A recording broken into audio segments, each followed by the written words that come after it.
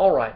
By the time you're watching this, it should be November 20th, Wednesday, November 20th. And I want to issue you an apology class for my absence.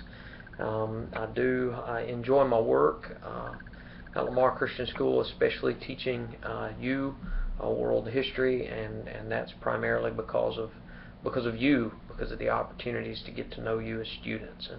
And I just want to tell you thank you for that opportunity. It's an honor. I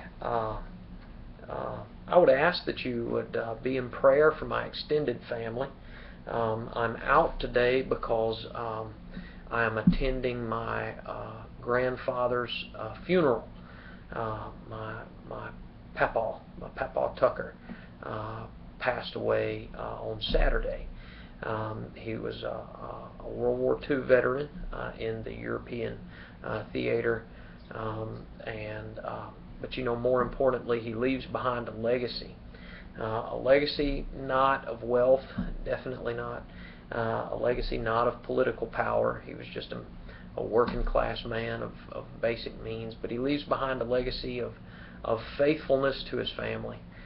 He was very faithful to his wife, who passed away a little beyond 2 Easters ago, and he was faithful to her in all their years of marriage. They courted for 3 weeks. Then they were married. They were married for 3 days before he went to fight in Europe with the Fighting 1st Infantry Division. And he was there in Europe for 3 years before he returned home. In those days, people married young. So actually, when he married, she was still in high school. When he came back home after 3 years of service, which I think she had missed a year of high school in there. She went back and farmed for a while and then went back to school. But it's an interesting little story.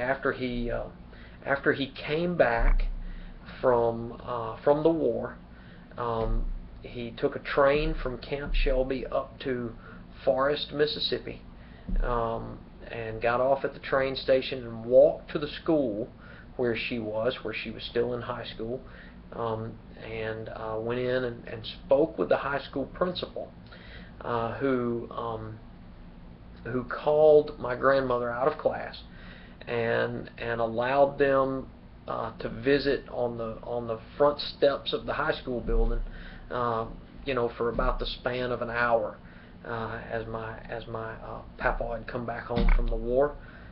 They sat on the front steps out there and visited and kind of became reacquainted after all those years with him being away.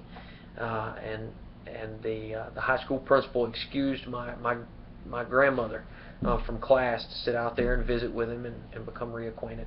And then the high school principal permitted my grandfather, by that time a veteran of the war, one who had earned the Bronze Star of Meritorious Service, permitted him to ride the school bus home with my grandmother. And it's just kind of a lot of stories that I hold on to.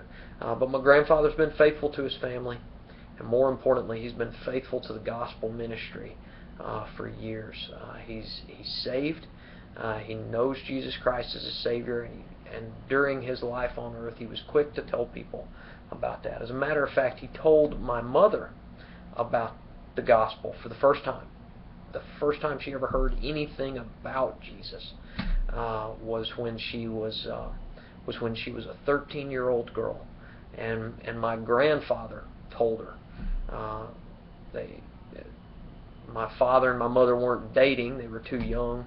But my grandfather still met her and talked with her family and told her specifically about Jesus and her need for salvation. She didn't respond then, but she started becoming convicted of her relationship with the Lord and where she stood, and later in a revival meeting, she gave her life to the Lord. And I'm just really grateful for his life. And while you're watching this, we are celebrating the resurrection with my family. So without further ado, sorry for that lengthy introduction, but let's jump into chapter 10, section 4. Chapter 10, section 4 is a very important. It's a very important section of medieval history in Europe. What you see in this section is the emergence of 4 national states. Now you remember we've been studying about feudalism and the manor and these local little lords who would own this property, and they would train their knights, and they would get their peasants who would work for them in exchange for security and the use of land, and all of those things. We've talked about that. We've talked about how life was very difficult in that time period. There were 3 classes of people: the clergy, which were supported by the lords and the people. There were the lords who spent their time fighting and training to fight to protect their lands from neighboring lords. There were the peasants who were almost like slaves in that they belonged to the land, and they spent their time farming for their own livelihood, and then farming for the benefit of the lord whose land they were using. So we've talked about feudalism. But then also in this chapter 10, we started talking about the development and the growth of trade or commerce or merchandise or whatever you want to call it. But the development of trade. And we talked about the development of towns. And out of those 2 developed a new social class. Do you remember what that is? If I were to ask, what is that new social class? What would you say? It's the middle class. And the emergence of this middle class in medieval Europe is very important to this section 4, the emergence of national states. What you're going to see in 4 countries is that the system of feudalism begins to fade further and further off the scene. It begins to dwindle further and further away. And rather than the peasants looking to their local lord to protect them, now they're going to be able to look to a king and his army to protect them. Rather than lords having to spend all of their time fighting for their own property, now they're gonna work with this king and his government to make sure their lands are safe. You're going to see the growth of this middle class involved in trade, involved in towns, involved in skilled labor and all of those kinds of things. And you're going to see a society that starts to develop, a culture that starts to develop that's a whole lot more like what we know in modern Europe today, with a strong government that controls this nation and the people involved in trade, commerce, farming, all kinds of things like that. You're going to see that start to develop. But we're only going to see that really develop in 4 national states. Those are England, France, Spain, and Portugal. Other states that are powerhouses today, such as Germany and Italy, they're not really going to leave feudalism. They're not going to become as unified as these 4. So when we talk about this, notice how the development of trade, the development of the middle class, the development of towns, how all of those things start to encourage these national states to develop. Countries, not feudalistic manners. So pay attention to that as we look at this. Now, the 100 Years' War is a chief factor during this time. It causes 2 of these national states to become united. 2 of these national states to become national states. It causes the regions, the lands, the feudalistic areas that are the present day England to kind of come together with a common cause, and eventually for their kings to devote their time to England only, so that the nation of England is built up and becomes a strong nation state. It also causes France and the French monarch to gain control over all of the lands that were in France, to get rid of the English kings that were there, kind of squabbling with them for land, and to develop that control over that nation as they get rid of the foreign English conflict that's there, and they're going to develop into a national state. Now, the 100 Years' War actually lasted a little bit longer than 100 years. It's referred to as the 100 Years' War because off and on English kings were fighting to regain control of their lands that belonged to them that were over in present-day France. It especially resulted when the last of the Capetian kings. Now, you'll remember that the Capetian kings were French kings, and that Capetian dynasty lasted for 300 years with a continual succession of heirs.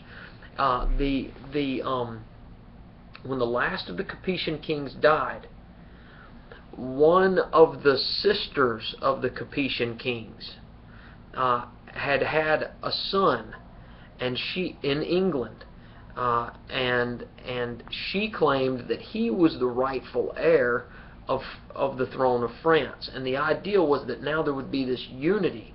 A national state would be developed that included England and France, because now these two thrones are going to be connected.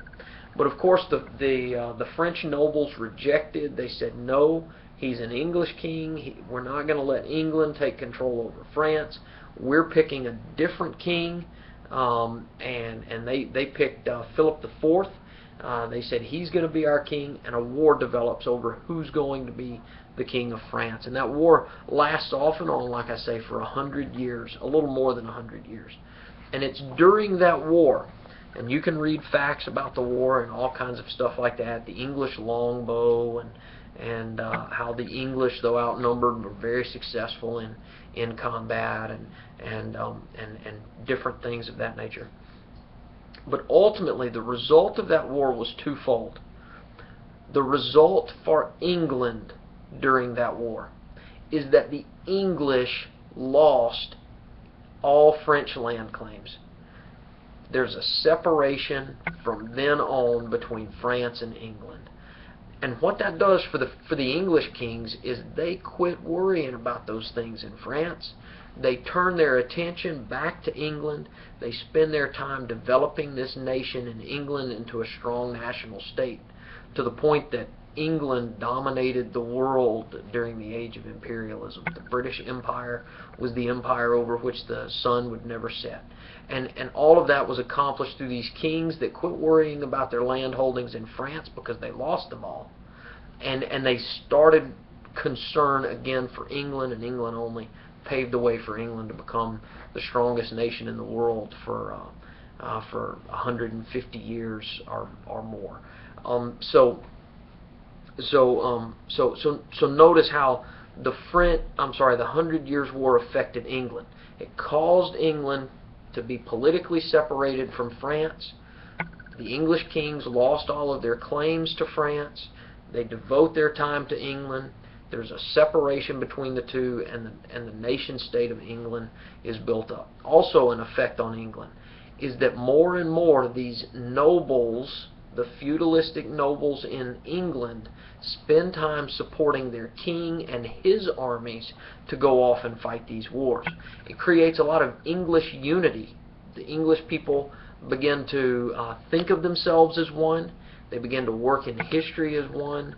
And feudalism, the grip of feudalism, starts to lose its power to a new centralized monarch, to this monarch who's leading in this war. Just a little aside, just a little tidbit on the side with this thing is a symbol that most often you associate with peace. This two-fingered symbol right there actually traces itself back to the 100 Years' War. Now, the previous generation did not use this symbol, did not use this gesture to refer to peace. The previous generation, the World War II generation, used this symbol to refer to victory, a V. You see, a V for victory. They used this to refer to victory, and we picked it up from the English. Winston Churchill, a famous picture of Winston Churchill saying, using this gesture to say victory during World War II. This gesture to the English of the generation of World War II meant victory. To the generations before, going all the way back to the generation of this 100 Years' War, this symbol was a symbol that indicated victory, but not V for victory. It was the idea of these Englishmen who were skilled archers with the English longbow. It was the idea that they still had their two fingers and could shoot the English longbow. So watch out, Frenchmen, we're still armed.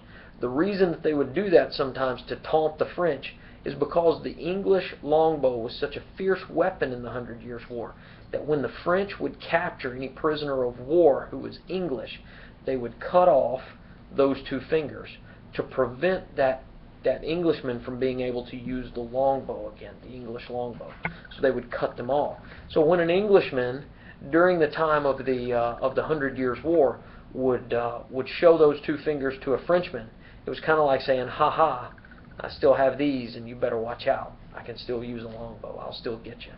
Over the generations, it came to mean victory, and now this symbol has kind of come to refer to peace, which I think is kind of an appropriate path, because ultimately peace comes through victory. Remember that.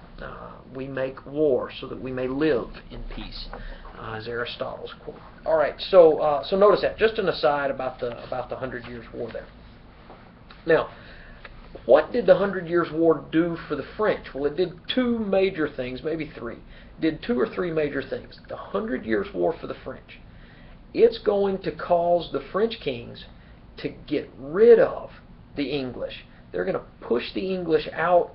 The English kings no longer can claim any land holding in France, and now the French kings are the only one of monarchical rank that are claiming land in France. So number one, it helps to pave the way for a unified France because they've gotten rid of the French. They've gotten rid of the English kings. Also, during this war, the second factor, the second impact of the 100 Years' War on France, during this war, is the idea that the Estates General gave the king full authority to levy taxes. Now you remember in England, Parliament, power of the purse, they're going to tell the king when he can levy taxes. As a matter of fact, the Parliament is the only one that can levy the taxes. So the English king never really ends up with this great power. But during the 100 Years' War, the French king ended up with the power to tax. He ended up with the authority to levy taxes. And ultimately, if he can levy taxes, he's got money. And if he's got money, he can pay the way for his agenda. And it's going to give him an extreme amount of power. You remember a chapter or so back, we talked about the tradition of the limited king and representative government in England. And we talked about the tradition of the powerful monarch and non-representative government in France. So just pay attention to those. Notice how the 100 Years' War paves the way for the French king to be a powerful monarch because he has the power to tax with the authority to set up the tally or the French tax. Also, just like in England, the 100 Years' War impacts France because the French people work together as a nation and they start to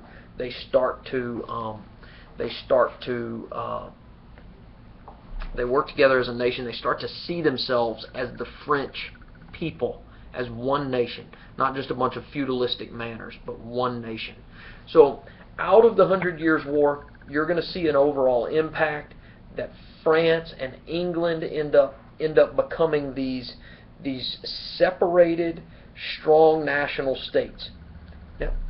Now, right on the heels of the 100 Years' War, there is a little bit of time where the English are still figuring out who's going to rule them. It's a civil war called the War of Roses. Now, do not confuse the two. The 100 Years' War is not the War of Roses.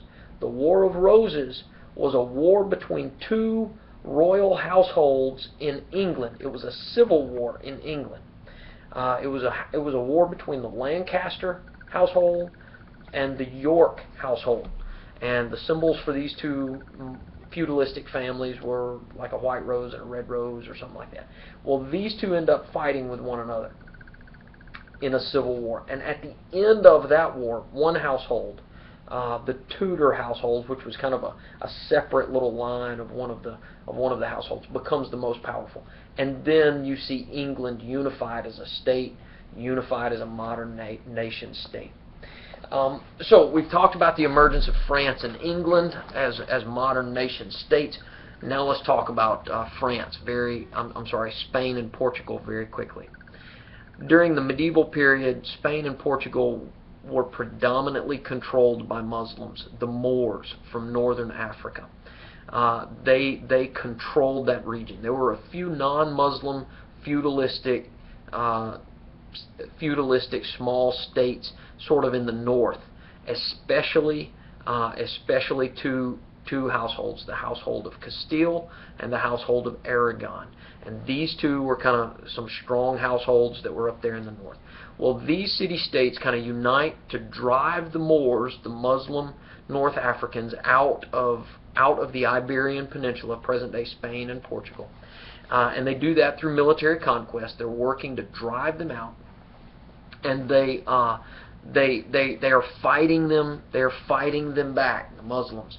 You notice the tension still in history between the Muslim states and then those that are a part of Christendom, and the conflict that those two have, and this war starts taking place. So they begin to drive them out. Well, Portugal, as the Iberian Peninsula is kind of freed of the Muslims, Portugal ends up sort of forming as a nation state herself. And then there are these two other large households, the household of Castile and the household of Aragon. And those two households end up being rival households until the prince of one of the households, I think the household of Aragon, Catherine, I'm sorry, I'm slipping up on that, but these two households unite. King Ferdinand, who was the heir of one of these households, marries Queen Isabella, or princess at the time, Princess Isabella, who was the heir to the throne of the other household. And when these two marry, they unite these two major families, these two major royal regions in Spain, and basically from there forward they become the most powerful. They unite all of Spain and they continue to push the North African Muslims, the Moors, out of Spain. It's in 1492 that they finish the Reconquista. The Reconquista meaning the reconquering. They were reconquering the Iberian Peninsula from the Moors. They were pushing them back. They finished the reconquering in 1492 with the capture and conquest of Granada. And when they finish that, they're a unified nation state of great power. King Ferdinand, Queen Isabella on the throne, and then Portugal remains its own nation, separate from them.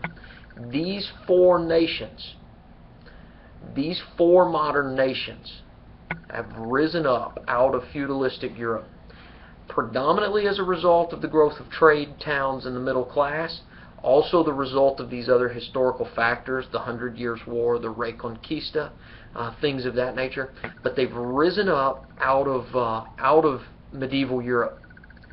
And now as trade becomes more and more popular, and this wealthier middle class becomes more and more interested in investment, trade, business, higher standard of living through Asian goods, you're going to see that these four nations move European history and Western civilization to a time where these four nations want to explore the world for trade.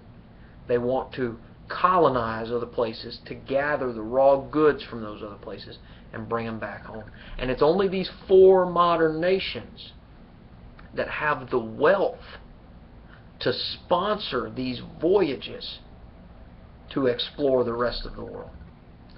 John Cabot was an Italian sailor. Christopher Columbus was from Genoa, which is an Italian, Italy hadn't developed at the time, but it was an Italian place. But John Cabot, who claimed the eastern seaboard, the Atlantic coast for England, was Italian. He was an Italian sailor. Why did he claim it for England?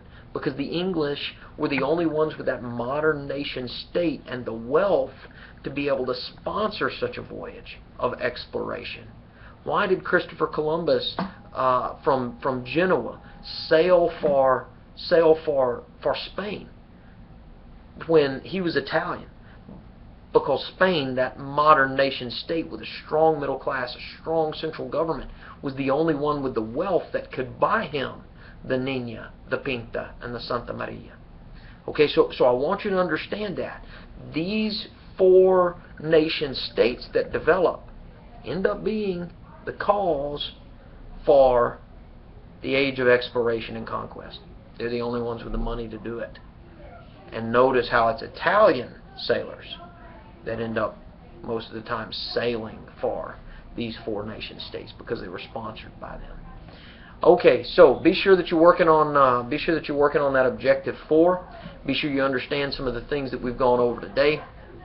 I look forward to seeing you tomorrow, and I also want to again remind you that we are having a test on Chapter 10 on Friday.